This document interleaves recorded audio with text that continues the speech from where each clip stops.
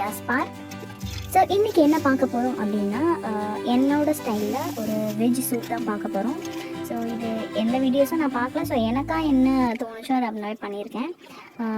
So ரொம்பவே டேஸ்ட்டாக இருந்துச்சு. உங்களுக்கும் பிடிச்சிருந்துச்சி அப்படின்னா நீங்களும் ட்ரை பண்ணி பாருங்கள். ஸோ நான் வந்து தேவையான பொருட்கள் என்னென்ன எடுத்திருக்கேன் அப்படின்னா ஒரு கார்ன் அண்ட் கேரட் இது மட்டும் தான் நான் யூஸ் பண்ணியிருக்கேன். ஸோ அதை வச்சு எப்படி செய்யலாம்னு பார்க்கலாம் வாங்க. ஸோ ஃபஸ்ட்டு நான் கார்னை வச்சு என்ன பண்ணேன் அப்படின்னா கார்னை உதிரியாக ஃபஸ்ட்டு தனியாக எடுத்து வாஷ் பண்ணிவிட்டு ஸோ அதை கடாயில் போட்டு உப்பு போட்டு தண்ணி ஊற்றி வேக வச்சுட்டேன்.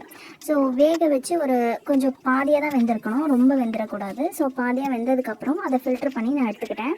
நெக்ஸ்ட்டு கேரட்டை எடுத்துகிட்டு நான் கேரட்டை வந்து ஸ்மால் க்யூப்ஸாக கட் பண்ணி அதையும் தனியாக எடுத்துக்கிட்டேன்.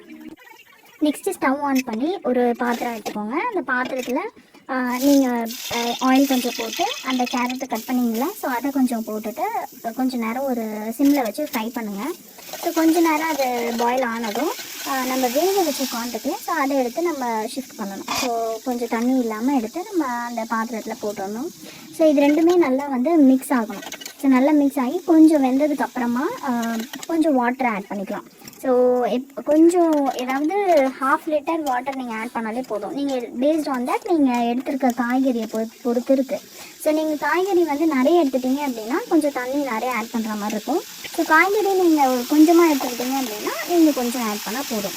ஸோ சைட் பை சைடு நான் அதை வேக வச்சுட்டு தண்ணி ஊற்றி வேக வச்சுட்டே இருக்கும்போது நான் சைட் பை சைடு ஒரு மிக்சர் வந்து ரெடி பண்ணுறேன். ஸோ அது என்ன மிக்சர் அப்படின்னா கார்ன்ஃப்ளவர் இருக்கு இல்லையா, ஸோ கார்ன்ஃப்ளவரை வந்து நம்ம தண்ணி ஊற்றி கரைச்சி வச்சுக்கலாம். ஸோ கரைச்சி வைக்கும் போது அந்த டைமில் அது வெந்துடும். ஸோ ஒரு 5 to 10 மினிட்ஸ் நீங்கள் அதை வேக வச்சாலே போதும். ஸோ ஒரு கொதி வந்ததும் கரெக்டான மிதமான ஒரு கொதியில் நீங்கள் அதை கரெக்டாக வந்து ஆட் பண்ணணும். ஸோ எனக்கு வந்து நல்லா கொதிச்சிருச்சு. ஸோ இப்போ நான் அந்த கலவையை நான் ஆட் பண்ணிக்கிறேன். ஸோ ஆட் பண்ணதும் நம்மளோட கன்சிஸ்டன்சிக்கு வந்துடுச்சு. ஸோ இப்போ உப்பு, பெப்பர், ஸோ உங்களுக்கு தேவையான அளவு எவ்வளோ வேணுமோ அவ்வளோ போட்டு நீங்கள் இறக்கிக்கலாம். That's all. Soup ready. Here is your veggie soup. Taste it now.